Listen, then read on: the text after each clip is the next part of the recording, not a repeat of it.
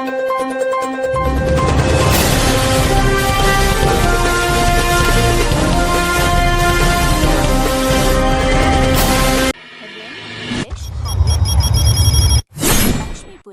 ಅರಸೀಕೆರೆ ದಿನಾಂಕ 26/7/2026 ಭಾನುವಾರ ನಡೆದ ಕಾರ್ಗಿಲ್ ವಿಜಯೋತ್ಸವದಲ್ಲಿ ಆರ್ಯ ಈಡಿಗ ಸಮಾಜದ ಅಧ್ಯಕ್ಷರು, ಕಾರ್ಯದರ್ಶಿಗಳು, ಪದಾಧಿಕಾರಿಗಳು ಭಾಗವಹಿಸಿದ್ದರು. ಮಾಜಿ ಸೈನಿಕರಾದ ಬಿ ವೆಂಕಟೇಶ್, ನಾಗಭೂಷಣ ಆಚಾರ್, ಶಾಲಾ ಆಡಳಿತ ಅಧಿಕಾರಿ ವಿನಯ್ ಕುಮಾರ್, ಶಾಲಾ ಮುಖ್ಯೋಪಾಧ್ಯಾಯರಾದ ರವಿತಕುಮಾರ್, ದೈಹಿಕ ಶಿಕ್ಷಣ ಶಿಕ್ಷಕರಾದ ಸತೀಶ್ ಎಎಸ್ ಹಾಗೂ ಶಿಕ್ಷಕ ವೃಂದ, ವಿದ್ಯಾರ್ಥಿಗಳು ಸೈನಿಕರ ಸಮವಸ್ತ್ರದಲ್ಲಿ ಭಾಗವಹಿಸಿದ್ದರು. ಮಾಜಿ ಸೈನಿಕರು 1999ರಲ್ಲಿ ನಡೆದ ಕಾರ್ಗಿಲ್ ಯುದ್ಧದಲ್ಲಿ ಭಾಗವಹಿಸಿದ ಅನುಭವವನ್ನು ನಮ್ಮ ಮುಂದೆ ಹಂಚಿಕೊಂಡರು. ವಿದ್ಯಾರ್ಥಿಗಳಿಗೆ ನೀವು ಸಹ ದೇಶ ಸೇವೆಯನ್ನು ಮಾಡಿ ತಾಯಿ ಭಾರತಾಂಬೆಯ ಸೇವೆಗೆ ಸದಾ ಸಿದ್ಧರಾಗಿರಿ ಎಂದು ಹಿತನುಡಿಗಳನ್ನು ತಿಳಿಸಿದರು. The victory of India.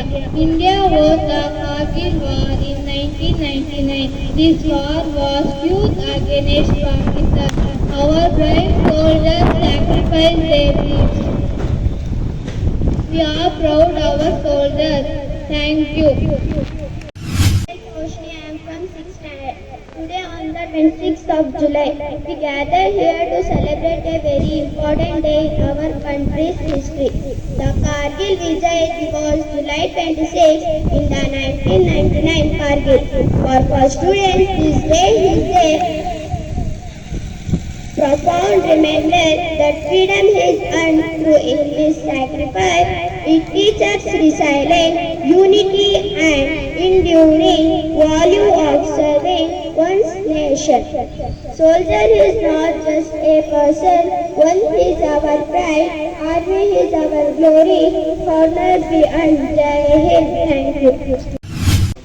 ಹಾಗೂ ನನ್ನ ಎಲ್ಲ ಉಪನ್ಯಾಸದ ಶಿಕ್ಷಕ ಮಿತ್ರರು, ನನ್ನ ಪ್ರೀತಿಯ ಭವ್ಯ ಭಾರತದ ಭವಿಷ್ಯವನ್ನು ರೂಪಿಸುವಂತಹ ವಿದ್ಯಾರ್ಥಿ ನಮಗೆಲ್ಲರಿಗೂ ಈ ವಿಜಯ ದಿವಸದ ಸ್ವಾಗತ ಸುಸ್ವಾಗತ. ನಾನು ಅರಸೀಕೆರೆಯಲ್ಲೇ ಹುಟ್ಟಿ ಅರಸೀಕೆರೆಯಲ್ಲೇ ಬೆಳೆದ್ರು. ನನಗೆ 3 ಜನ ಅಕ್ಕ ತಂಗಿಯರು, ಒಬ್ಬ ತಮ್ಮ ಇದ್ದ. ಎಲ್ಲರೂ ನಾವು ಆರ್ಮಿಯವರನ್ನೇ. ನಮ್ಮ ಮನೆ ನಾನು ಪ್ರೈಮರಿ ಸ್ಕೂಲಿಂದನೇ ನಾನು ಆರ್ಮಿಗೆ ಹೋಗ್ಬೇಕು ಅಂತ ಒಪ್ಪಿಸ್ಕೊಂಡಿದ್ದೆ. ಹಾಗಾಗಿ ನಾನು 5ನೇ ಕ್ಲಾಸಿಂದಾನೆ ಹೋಗ್ಬೇಕು ಅಂತ ಆರ್ಮಿಗೆ ಸೇರ್ಕೊಂಡೆ. ಅದು ಮನೆಯಲ್ಲಿ ಹೋಗ್ತಾ ಇರಲಿಲ್ಲ. ಆದ್ರೂ ಮನೆ ಬಿಟ್ಟು ಹೋಗಿ 76 ಮನೆ SSLC ಕಂಪ್ಲೀಟ್ ಮಾಡ್ಕೊಂಡು ಮನೆ ಬಿಟ್ಟು ಹೋದೆ. ಒಂದು 3 ವರ್ಷ ಹೊರಗಡೆ ಇದ್ದೆ, ಏಜ್ ಆಗಿಲ್ಲ ಅಂತ ಹೇಳಿ. ಹಾಗಾಗಿ ಹೊರಗಡೆ ಕೆಲಸ ಮಾಡ್ಕೊಂಡಿದ್ದು. ಆಮೇಲೆ ನಾನು 80ರಲ್ಲಿ ಆರ್ಮಿಗೆ ಹೋದೆ. ನನ್ನ ತಂಗಿ ಗಂಡ ಕೂಡ ಏರ್ಪೋರ್ಟ್ ಅಂತ ಸರ್ವಿಸ್ ಮಾಡ್ತಾ ಇದ್ರು. ಅವರು ತೀರ್ಕೊಂಡ್ರು. ನನ್ನ ತಮ್ಮ ಅವನು ಕೂಡ CAS ಅಂತ ಅಂದ್ಬಿಟ್ಟು ಆರ್ಮಿನಲ್ಲೇ ಸರ್ವಿಸ್ ಮಾಡ್ತಾ ಇದ್ದ. ಅವನು 92ರಲ್ಲಿ ತೀರ್ಕೊಂಡ. ಇನ್ನೊಬ್ಳು ನನ್ನ ತಂಗಿ ನನ್ನ ತಮ್ಮನ ಕೆಲಸವನ್ನ ಅನುಕಂಪದಲ್ಲಿ ಗಿಟ್ಟಿಸ್ಕೊಂಡಿದ್ಲು. ಅವಳು ಸರ್ವಿಸ್ ಮಾಡಿ 23 ವರ್ಷ ರಿಟೈರ್ಡ್ ಆಗಿ ಇವಾಗ ಬೆಂಗಳೂರಿನಲ್ಲಿದ್ದಾಳೆ. ಅವಳು ಕೂಡ CAS ನಲ್ಲಿ ಸರ್ವಿಸ್ ಮಾಡಿದ್ಲು. ನಮ್ಮ ಮನೆಯಲ್ಲಿ ನಾವು 4-5 ಜನ ನಾವು ಎಲ್ಲರೂ ಆರ್ಮಿ.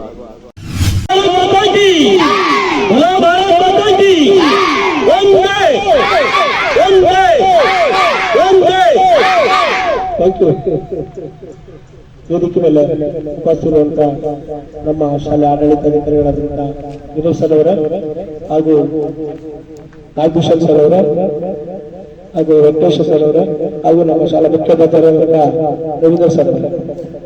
ಈ ದಿನ ನಿಮ್ಗೆಲ್ಲ ಆಲ್ರೆಡಿ ಗೊತ್ತಾಗ್ತದೆ ಏನಕ್ಕೆ ನಾವು ಏನೊಂದು ಆಚರಣೆಯನ್ನ ಮಾಡ್ತೀವಿ. 1999ರಲ್ಲಿ ನಮ್ಮ ಕಾರ್ಗಿಲ್ ಯುದ್ಧ ಪ್ರಾರಂಭವಾಯಿತು.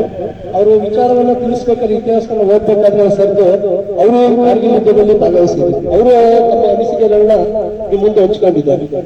ನಾನು 30 ವರ್ಷ ಸರ್ವಿಸ್ ಅಲ್ಲಿ ಸುಮಾರು ಒಂದು 3-4 ಶಾಲೆನ ಚೇಂಜ್ ಮಾಡಿದ್ದೀನಿ.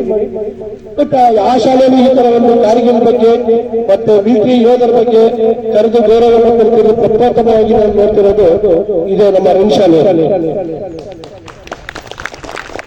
ಇಷ್ಟು ಒಂದು ಗೌರವವನ್ನು ಕೊಟ್ಟು ಅವರು ನಾಗಭೂಷಣ್ ಸರ್ ಮತ್ತೆ ವೆಂಕಟೇಶ್ವರ ಅವರು ನನಗೆ ತುಂಬಾ ಹಳೆಯರು.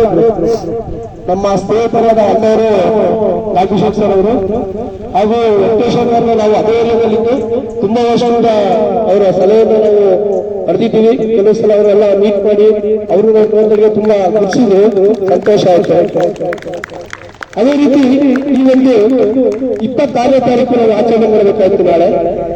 ಈ ದಿನ ನಾಳೆ ಸಂಡೇ ಬಂದಿರೋದ್ರಿಂದ, ಭಾನುವಾರ ಬಂದಿರೋದ್ರಿಂದ ಇವತ್ತು ನಾವು ನಮ್ಮ ಶಾಲೆಯಲ್ಲಿ ವಿಜಯೋತ್ಸವವನ್ನ, ಕಾರ್ಗಿಲ್ ವಿಜಯೋತ್ಸವವನ್ನ ಆಚರಿಸ್ತಾ ಇದ್ದೇವೆ. ನಿಮ್ಗೆಲ್ಲ ಈ ಒಂದು ನೃತ್ಯ ರೂಪಕವನ್ನು ಮಾಡಿಸಿದ್ರು ನಮ್ಮ ಶಿಕ್ಷಕರು.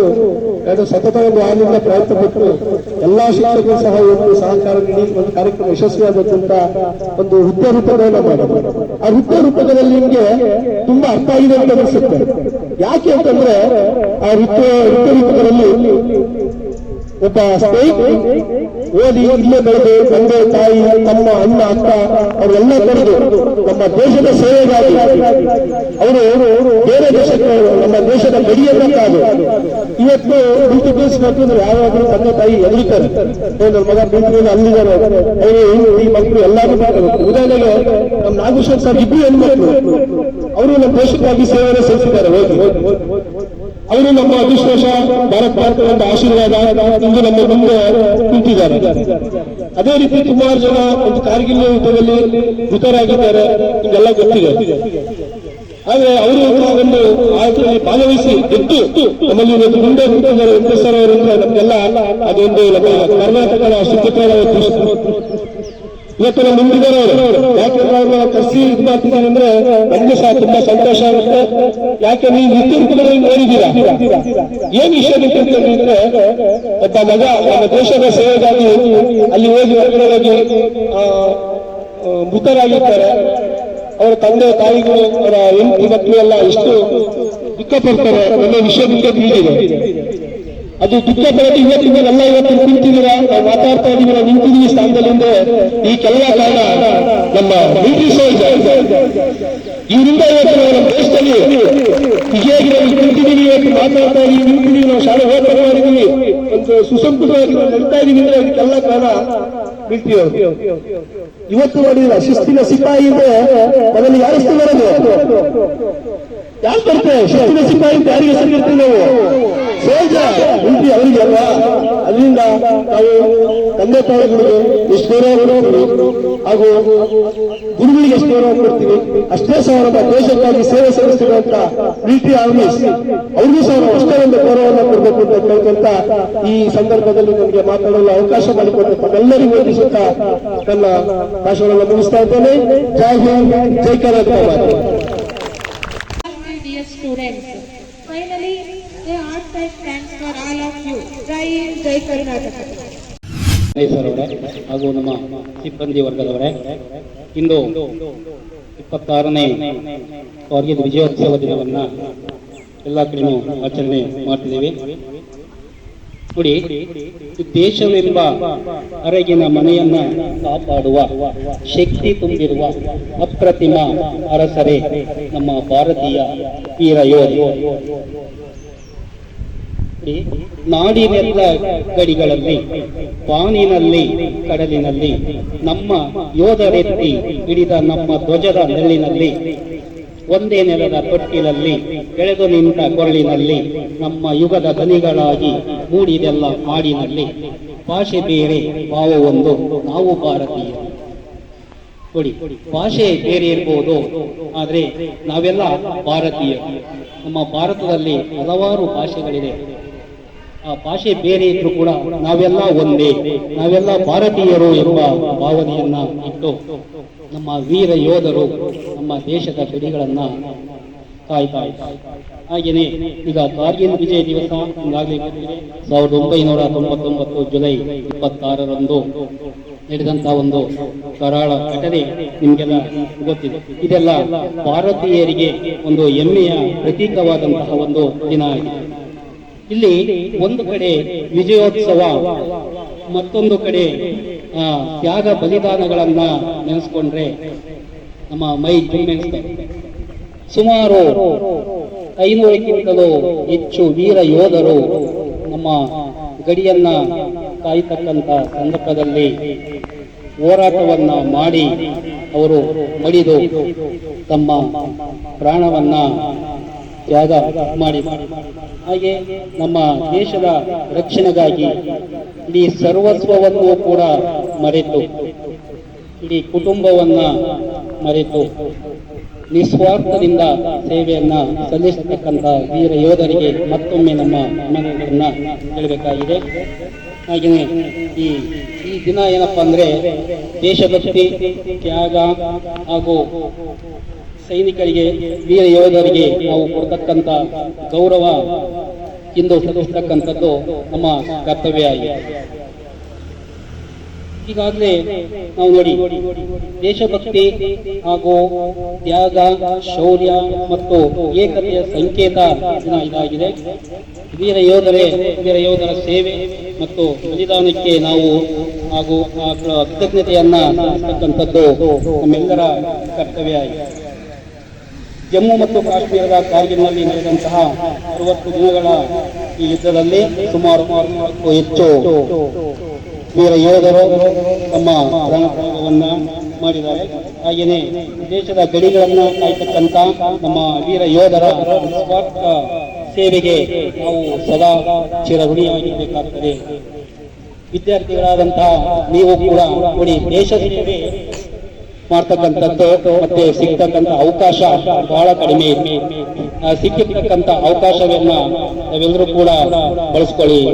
ನೀವು ಕೂಡ ದೇಶ ಸೇವೆಗೆ ಮುಂದಾಗಿ ಯುವ ಜನರಾದಂತಹ ನಾವೆಲ್ಲರೂ ಕೂಡ ದೇಶಭಕ್ತಿಯ ಸ್ಫೂರ್ತಿಯನ್ನ ಮೈಗೂಡಿಸಿಕೊಂಡು ದೇಶದ ಅಭಿವೃದ್ಧಿಗೆ ಶ್ರಮಿಸತಕ್ಕಂಥದ್ದು ನಾವು ಅವರಿಗೆ ಸಲ್ಲಿಸತಕ್ಕಂಥ ನಿಜವಾದಂತಹ ಗೌರವ.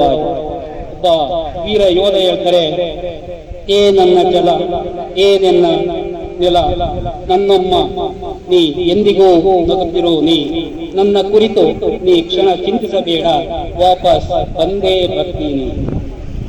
ನೋಡಿ, ಈ ಮಾತನ್ನ ವೀರ ಯೋಧ ತನ್ನ ಸೇವೆಗೆ ಹೋಗ್ಬೇಕಾದ್ರೆ ಈ ಮಾತನ್ನ ತಾಯಿಗೆ ಹೇಳಿ ಹೋಗ್ತಾರೆ, ವಾಪಸ್ ಬಂದೇ ಬರ್ತೀನಿ ಅಂತ ಹೇಳೋಗ್ತಾರೆ.